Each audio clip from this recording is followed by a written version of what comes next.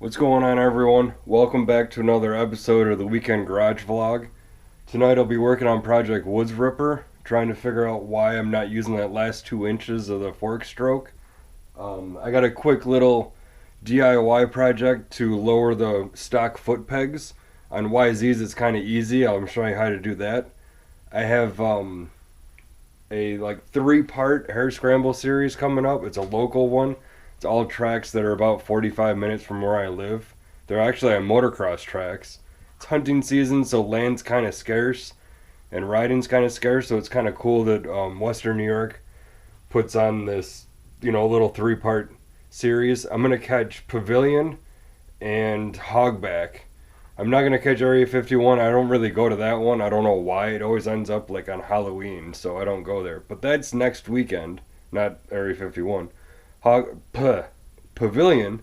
It's next weekend, so I got to get this thing ready. Got to do a quick once over, make sure I have everything I need for it. If I need to order anything, order that stuff, get it here, so then I can work on it Thursday or Friday night to get it ready for Sunday. So grab a beer and sit back and enjoy.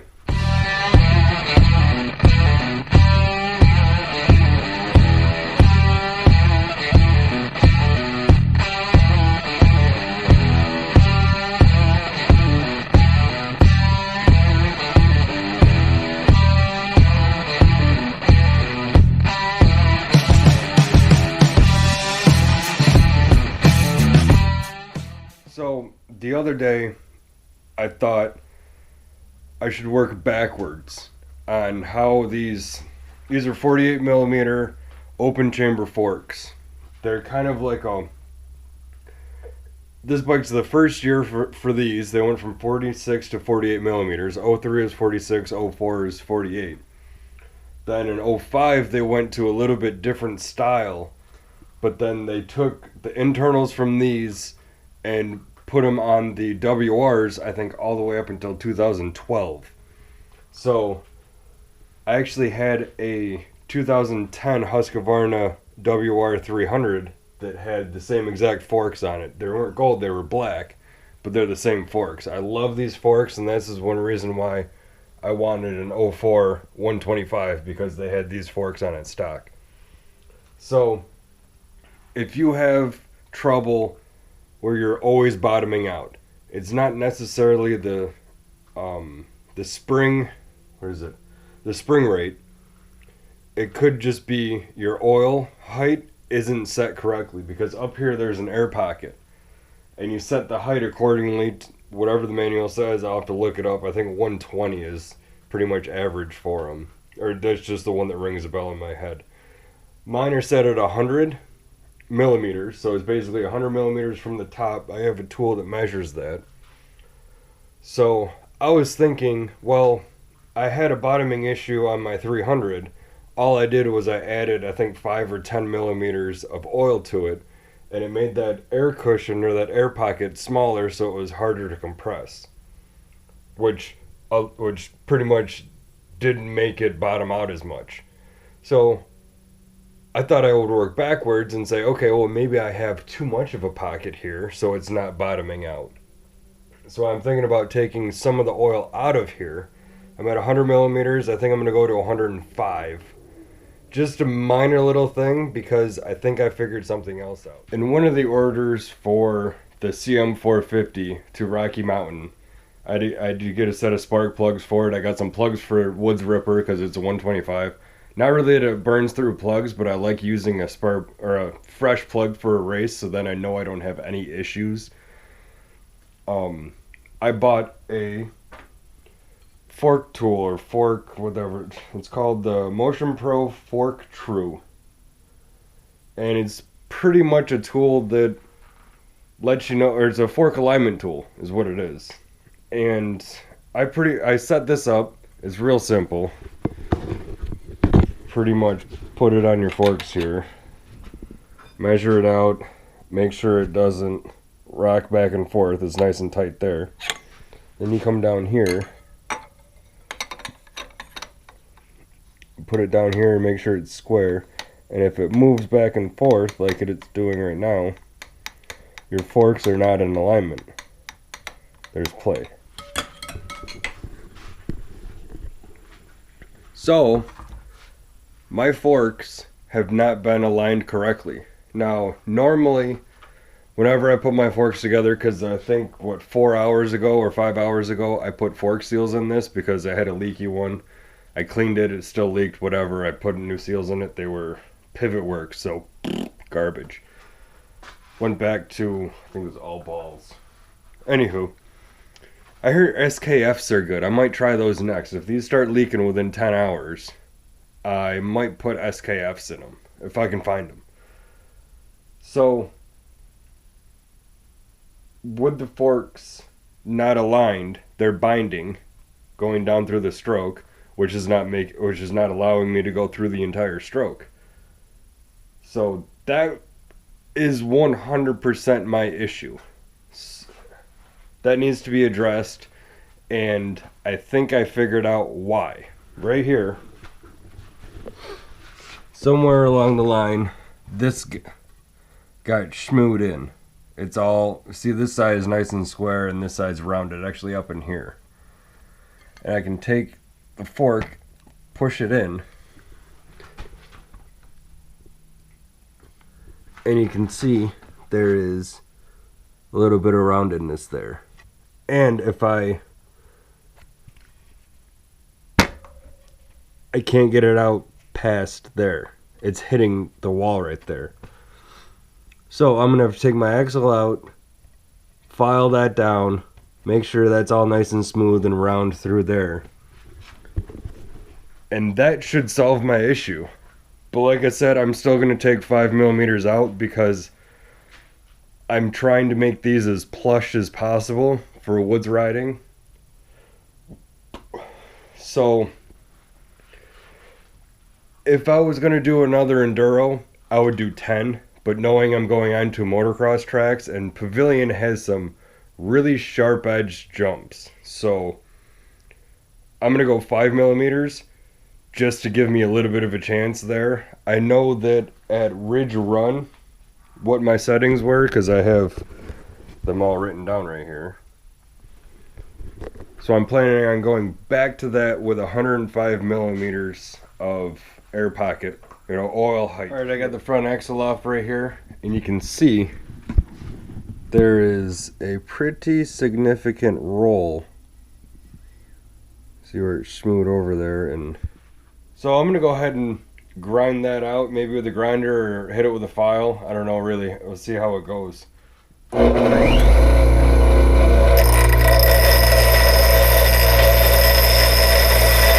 pretty sure the grinder did the trick on this. You can see we'll go up against the white paper again.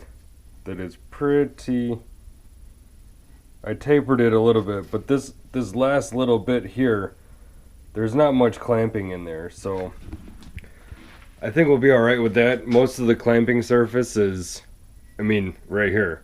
All of that's the clamp, pretty much all of that's the clamping surface from here to the end of it.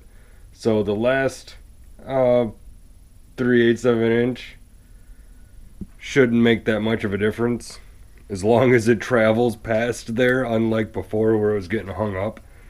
So happy I found that, and I'm gonna go ahead and show you how to just pretty much adjust the oil height in your fork. First thing you're gonna want to do is crack your bleeder screw, bleed all the air out of it. Shouldn't be much, well, not all the air, but any pressure that's built up in there. Screw that back in. 19 mil.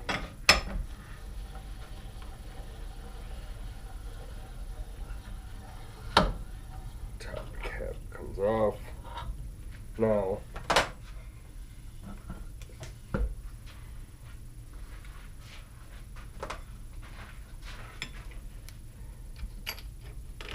you gotta pull the spring down, get your 19 mil on that nut there.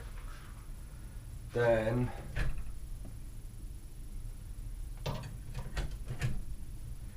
take another 19 mil ratchet.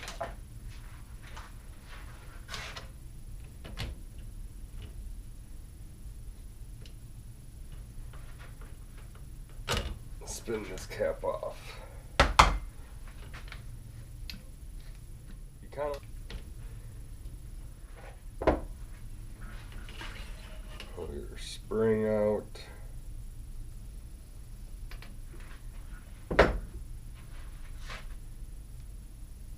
Damping rod. I think that comes out. I'm not sure. I'll have to look at the manual again. Alright, I just looked here in the manual. First of all, the damping rod gets installed, or the push rod here for the dampener gets installed later on.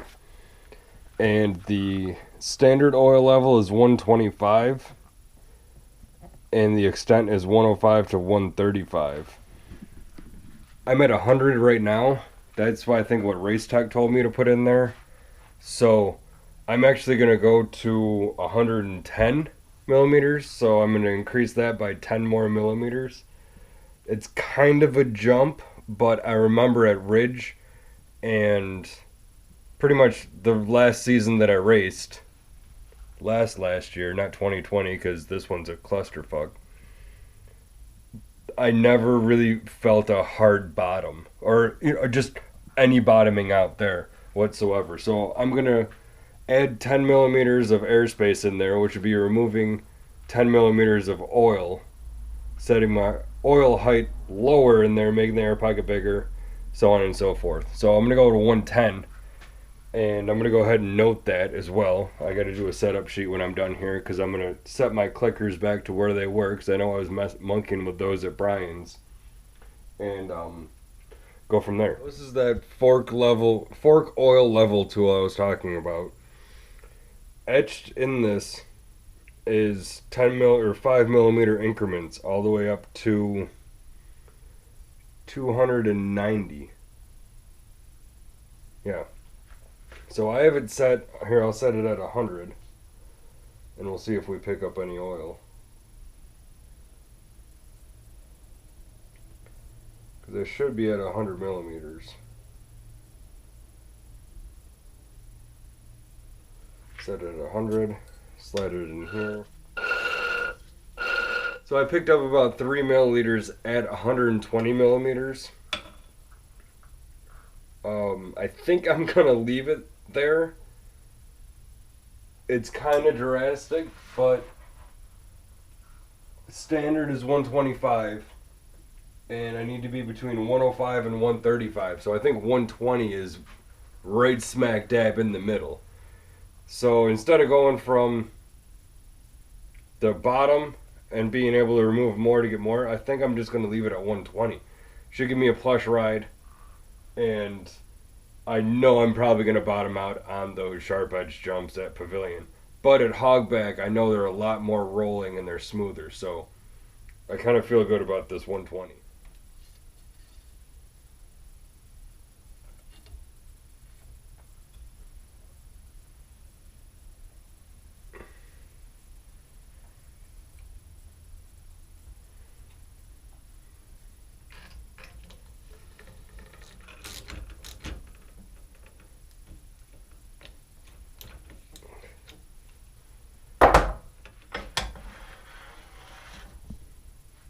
My fork oil height is set. Got to install them back on the bike. I'm going to torque the triples here to spec. 17 on the top, 14 on the bottom. Install that axle and the wheel, and just see if they become true that way. You know, as long as that axle allows it to come out further now. And check it with the gauge. I got the forks all on. They're aligned, they're trued, whatever you want to call it, using that tool. It actually works pretty slick. You don't have to spin it or jump on it and bounce it. I was actually able to move the fork on the axle right here. And if you actually look, right where I filed it down and ground it, it's actually sticking out another, or not sticking out anymore. It's almost flush right there. So, lesson learned. I don't know if I hit that with a hammer or if I bumped into something. I don't know what happened there. Might have pushed the fork in. Whatever. Forks are aligned now. They're better than they were before, and the oil is set at 120 millimeters. So I'm ready to race. Forks wise, I did something productive, I think. Hopefully that works and I'm not going to be bottoming out everywhere. Alright, now it's time to move on to lowering these pegs. Easiest way to explain this is a lot of the steel frame Yamahas, I think even the aluminum framed ones, have the spring on the inside of these two mounts. And if that's the fact, you can cut right here, because you can see this is all part of the foot peg here behind the spring. You can cut right here and move the peg down, put that bushing on top, and then use the opposite side spring and place it here, moving the entire peg down. So that's pretty much like the easy poor man's way of lowering your pegs. You can buy lowered pegs, but they're kind of expensive. I know Fastway Evo 3s are, God, I think $120, which they're awesome pegs. I have them on my DR. But this way you know that it's going to work, and the whole theory behind it is when you're standing, all your weight's on these pegs between the two axles. So if you lower your pegs, you get a little bit more leg room in the cockpit, but you're also lowering your center of gravity when you're standing even more. I mean, that little bit may not seem like it makes a difference, but it's that little bit that you can get. Also, if you feel like your bars are too low or you want to raise them, but when you sit down on the seat they feel like chopper bars, lower your foot pegs.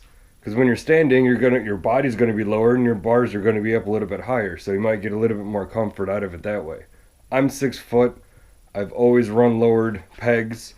I use about an inch in my handlebars. I run CR high bends and a little bit of a spacer in there if I really need it. This Yamaha, I definitely needed it.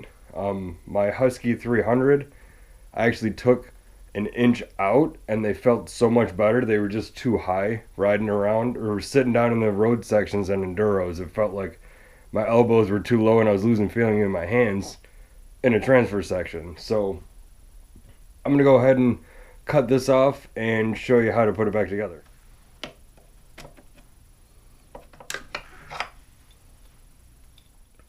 Alright, we got the peg right here. You can see as it sits in the frame, this part right here is on the bottom.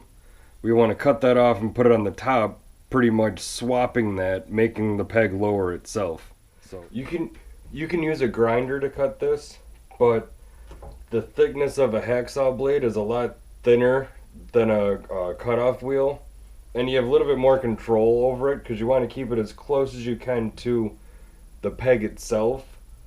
And you want to try to keep as much as the spacer because you're actually going to be losing the thickness of this blade. So you have to make a spacer to put in there to keep everything tight so you don't wear on that pin.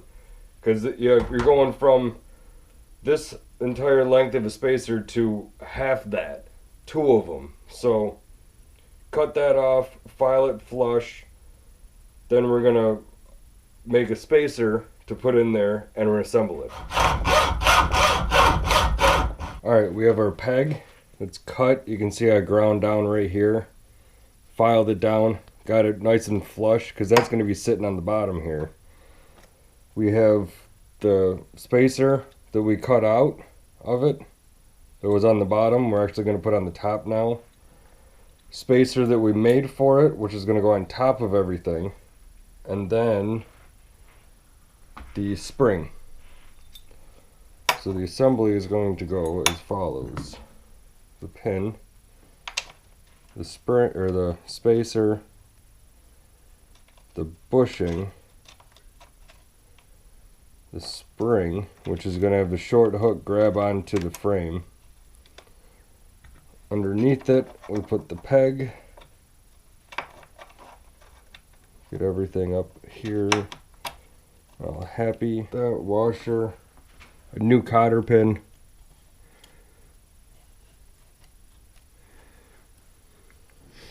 And voila, we're done. Nice and tight, back and forth. It's a little tight, but I think it'll wear in. These bushings will wear in here. And so there you have it.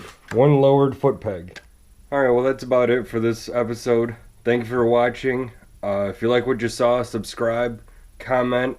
If you have any ideas or builds, things you want to see, something I should have gone more in depth with, let me know in the comments. Subscribe, like, and I will see you on the next one.